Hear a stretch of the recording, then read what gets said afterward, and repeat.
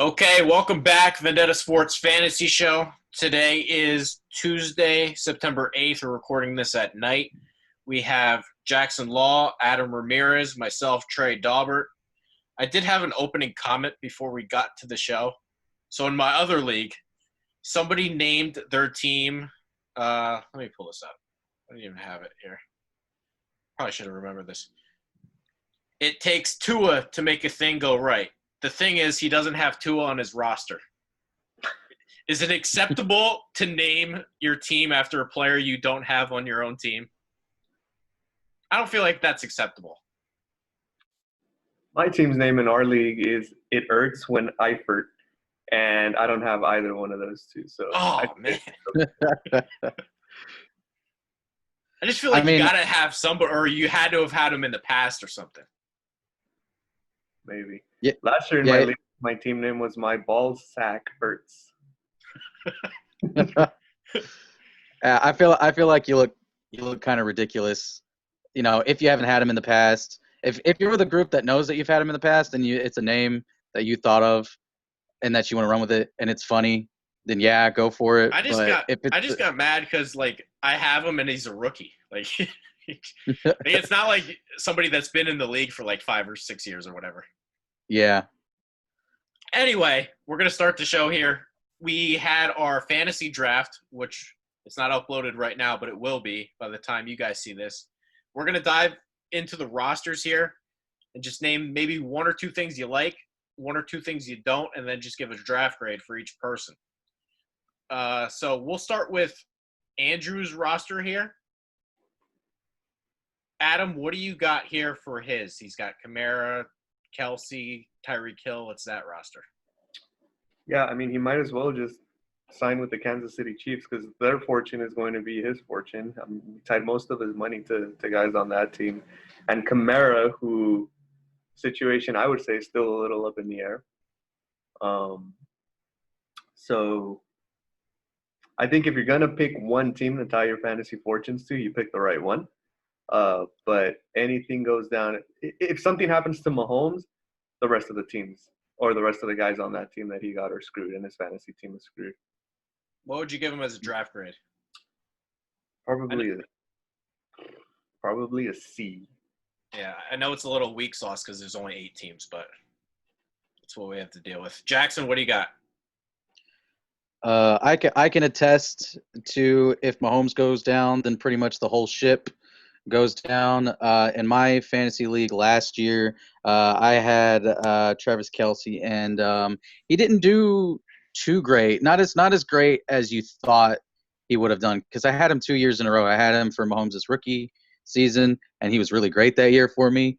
And then I had him last year, and he wasn't that great. And it was all because Mahomes went down with that injury for a significant amount of time. But like Adam said, if there's a team that you to try to swing the fences with, try to make or break with one team, it is going to be the Chiefs.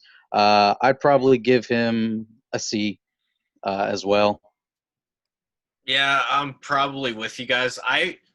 Like in my league with 13 teams, I understand why quarterbacks go for more money, but it didn't feel really necessary to spend $60, $70 on a quarterback or 2 quarterbacks or whatever. I'm not a Kamara guy either. I just think the Saints limit his workload. He's never rushed for 1,000 yards. I would never spend that kind of money for Kamara. I mean, it's not a terrible team. It's not necessarily the route I would go. So I think a C is probably the right call here. Let's start with Jackson this time. Let's go over Alex's team. He spent a lot of money on Drew Lock and Mark Ingram and Allen Robinson here. What would you give Alex? The Drew Lock thing, as high as I am on Lock and how I think he could have a good season this year, $79. That's a fat L, Alex. No, that's sorry. 29. I'm sorry, 29. Oh, that's 29. Oh God, yeah. Yeah. It looks like a 7. Jeez. Okay, well, all right. I'll blame that one on your handwriting then. Yep. Okay, well, 29. It's not bad. Mark Ingram.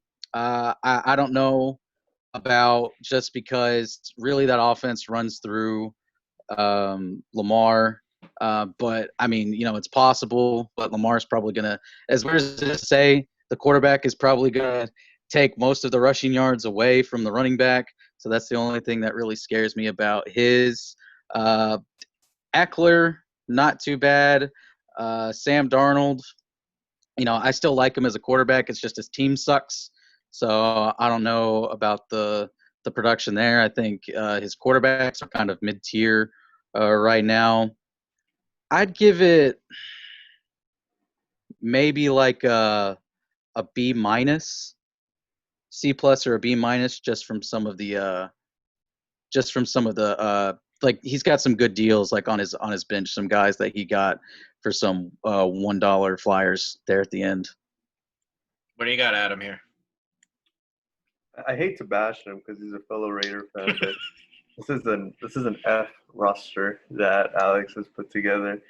Yeah, I cannot get over $29 for Drew Lock. That's someone who in most auction leagues is probably going for $1 towards the end of the draft.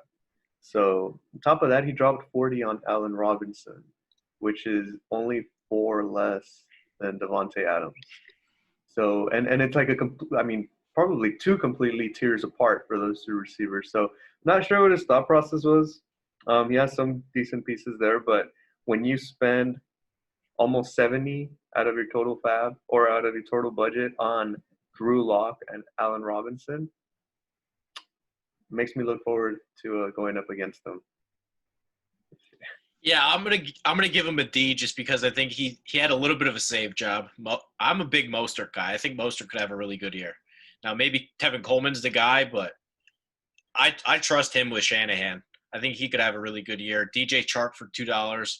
Edelman seems to always produce.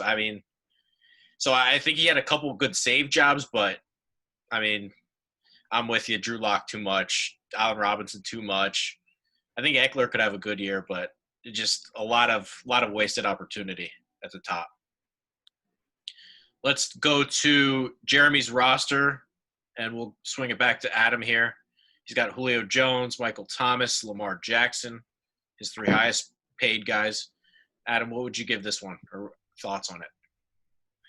Yeah, I gave this one a B minus. I think he's got some good receivers. I like the core that he started with there. And I'm not a fan of Lamar Jackson. I wouldn't shell out big bucks for him. But if he does anything close to what he did last year, then it was a good pick, and it'll be a good complement with those 2 receivers. I'm concerned about his running back situation. I don't see much there. So I think he did good with wide receivers. He potentially did good with a quarterback. But running backs make or break you in fantasy. And even though this isn't PPR, I still think there's a problem there with his roster. So knock them down to a B minus. Jackson, what you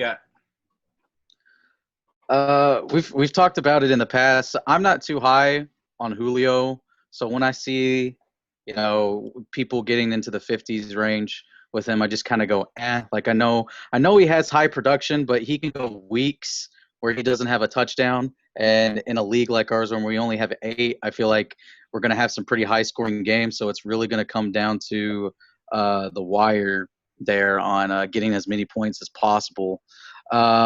Quarterback situation, Drew Brees, I think that's fine. Ben Roethlisberger, not for sure so much. I'd probably, try to, even though there may not be too many left, and I off the top of my head, I can't remember how much money Jeremy has left. I'd give him a C plus. I'm going to give him a B. I'm a little worried about his running backs, but I do like the save job with Miles Sanders at the end. I think he could have a good year. And I'm a big Chris Carson fan. I wouldn't go crazy over Chris Carson, but for $16, I think that's a pretty good deal. His receivers should be good every single week. I think it's not maybe a perfect team, but it's a team that I really like. Let's go to Jake's roster here. He's got Derrick Henry at the top, Josh Jacobs, Aaron Rodgers, Juju Smith-Schuster. Jackson, what would you give Jake? How did he do? I'm gonna give Jake a D on this one. Well, and here's why. I think for $7 for Le'Veon Bell. I would have given like $1 for him. Maybe $7 isn't bad though. It's not bad, but I mean, still, that is kind of a personal preference thing. Derrick Henry, as dominant as he was last year, I don't see justifying 65 for Derrick Henry. And the same, I don't think Aaron Rodgers is going to have that great of a season. I think he's slowly starting to get worse, even at $20, which is still a decent price for Aaron Rodgers, which is odd to say. Um, him being your QB number one, I don't think he makes top 15, top 20 of QBs this year. And then Juju is so hit and miss. It's like Scott is the big Steelers fan, and as soon as Juju was mentioned, he hit his mute button and he was just waving like, "No, don't do it, don't bet on it." So I'm a trust the Steelers fan on that. He's got some decent picks like Matt Ryan as his second QB. He's another guy that's going to just put up big numbers. Cortland Sutton, Leonard Fournette. I you know I think he's also not that great. So his backup running back situation is what concerns me the most. So D. Adam, what do you have? I actually like Jake's draft. I'm gonna give him a B plus. So I didn't like how much he spent for Derrick Henry because I don't think that Derrick Henry is going to replicate what he did last season. But to have Henry and Josh Jacobs, who I think is going to be a top 5 running back this year, as your starters is solid. I think $7 for Le'Veon Bell, regardless of what you think of him as an aged player or as someone who didn't have a great season last year. He's his backup, and to get him for $7, I think is huge. There's still the guy's great at football, so I think there's still a lot of potential there. I'm a big fan of Aaron Rodgers in all of the fantasy drafts that I've had this year because I think he's one of those buy low candidates because of his performance over the past few seasons. But he's going into his second year in LaFleur's system. I think he's going to surprise this year, and he has a couple of later picks that I think could turn into big players for him. Fournette, I don't think any team is going to get more pass interference calls than the Bucks this year. So if those are happening in the end zone, that's going to be a lot of touchdowns for Leonard Fournette. And you have someone like Melvin Gordon and Aaron Jones. I just noticed Aaron Jones hadn't even picked that up. $7 for Aaron Jones. I think that's going to be a big pickup for him. So I think he did a good job. Yeah, I'm with Adam. The only thing I would actually downgrade it for is I feel like if Matt Ryan's not good and you got to start him and Aaron Rodgers, and if Aaron Rodgers isn't Aaron Rodgers, you might get dinged on the quarterbacks every week. But he's got enough running back depth that he should be in every single week. If those running backs, you're starting Derrick Henry, Josh Jacobs, Aaron Jones every week, you should be in a lot of ball games. So there's I'm an AJ Green fan. I don't know if he's going to be healthy, but it's a risk I would take. If Drew Lock's good, then Cortland Sutton could be a good player. Juju, if Ben Roethlisberger's good, so he took a lot of swings. Parker, number 1 receiver, Miami, who finished the year strong. So I kind of like Jake's team. So let's move to Canes here, who decided that he didn't want a bench. He said, screw the bench. Jackson, what do you got here for Kane? I mean, it's tough to win without a bench. It's tough, and for that alone, I mean, I don't want to be mean and give him an F. But I mean, it's kind of hard not to because what's going to happen when he's got someone that's on a bye week and he doesn't have any money left. I think he has like a couple bucks to get himself a kicker, and that's it. Adam, what do you have? Yeah, I thought there was a part 2 to the picture that you sent for his roster because No. Because I could not believe that was it. I will say he has,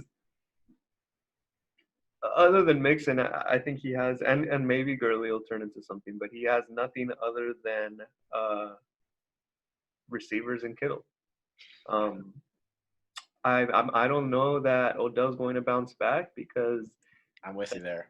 On Baker Mayfield's play, and I don't know how that system is going to look. I think Godwin is a good pick. I think Godwin and Hopkins could be a solid starting couple there with Kittle at tight end. But Quarterback situation is a little questionable too with Brady and Mayfield, even though I think Brady's going to be decent this year. Um, yeah, I'm gonna give him an incomplete because I'm curious to see how he fills out the rest of this team. Um, I think he has $6 left. I could be wrong. so I'm gonna. I almost have to just give him or incomplete or an F because it's impossible to win if you got nothing else behind this. I actually really wanted Hopkins. I'm a big Cardinals believer this year for some reason. I think they could be a surprise team, but for 66, I was out on that one. Kittle for 50 is too much. I really am not an Odell guy at all. But I mean, it's just there's nothing behind your starting lineup. So let's go to mine. I'm not going to give myself a grade, so you guys can just hammer me or whatever you got to go along with this. Big money for Zeke and Clyde Edwards-Helaire were my biggest purchases. Adam, what would you give my roster here? I like Zeke in any kind of draft or in any draft that I've had so far this year. I'm trying to take as much Zeke stock as possible. I think he's the most consistent option there. So I think 61 is right around what I would have spent for him. Um, I like the Clyde. I think you spent a little too much for Clyde. I don't know how that. Yeah, I had a little FU money left, and I just kept. Yeah, he. Good. The whole it was essentially like the first dozen rounds. Trey did not spend $1 except for the one purchase of Zeke. Yeah. After that, it was just he just waited. That's crazy that you waited and you were able to swing Dalvin Cook on top of that too, because I think that's a solid trio there with CEH, Dalvin Cook, and Zeke. Do think you went a little quarterback crazy, but it seemed like you had the money to spend there. Yeah. So you have Plus, you start two, so I kind of wanted quarterbacks. So, if anything, I think if any of you have Tua and my starters will be Kyler Murray and Dak Prescott, but I have those Burrow and Tua behind them. Tua and Burrow. I think if anything, that gives you the flexibility of trading those guys away for potential, other players if you have injuries or whatever. So I think it was a decent draft. I'll give you a B plus. Okay. Jackson, what do you got? B plus is what I was thinking also. I'm high on Zeke. Also, he's my number 2 guy right behind McCaffrey, who I got, and we'll get to talk about that later.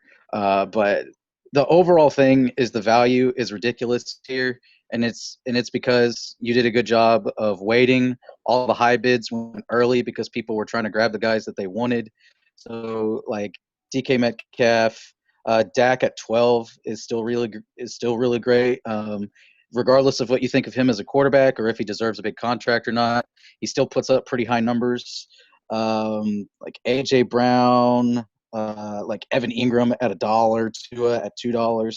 Just great value all up and down as you look at it. And again, Dalvin Cook for 24. That really does surprise me. I was really surprised when you got him. And of course, Clyde Edwards. Everyone's really high on him. We'll see how he does to start out this year. But yeah, B plus. All right, Jackson, we'll go to your roster here. McCaffrey, big money. Watson, big money. Kenny Galladay and Amari Cooper were the big purchases.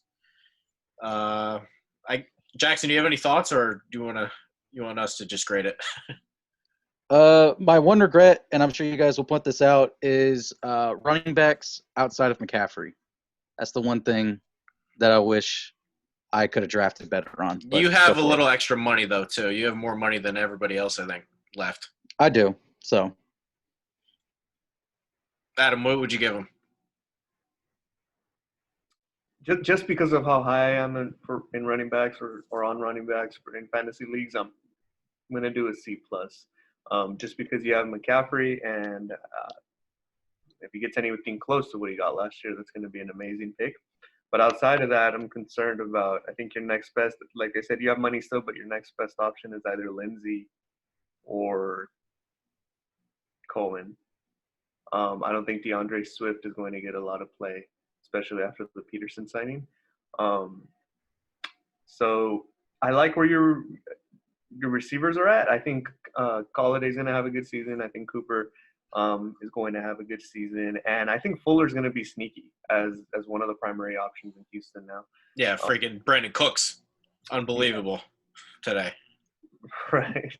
So yeah, I mean, I think there's potential here, but either through trade or through how much money you have left, we got to take care of that second running back. I've got $31 left, Adam. So Oh, you'll be fine. Yeah. So McCaffrey to me is the only guy I would ever think about spending $70 for. So you're gonna buck up. He's gonna produce as long as if there's a freak injury. But Watson, I love Deshaun Watson. I just wouldn't spend the $53 unless it's a deep league and it's quarterback. Like it's a 13-team league. I understand spending quarterback money, but it's a decent team. I love Will Fuller. I'm a big Will Fuller guy. I'm addicted to him. Cooper, you snaked me on Cooper. I think cocksucker was the phrase that you used when I outbid you. Yeah. I give you a C. I think. I think it just because the roster has more work to do, but you have the money to do it. Let's go with Scott's roster here. It's the one that starts with Barkley for 70, Nick Chubb 28, Josh Allen 25. Those are his three biggest ones. Adam, what do you got for Scott? I actually like Scott's team the best.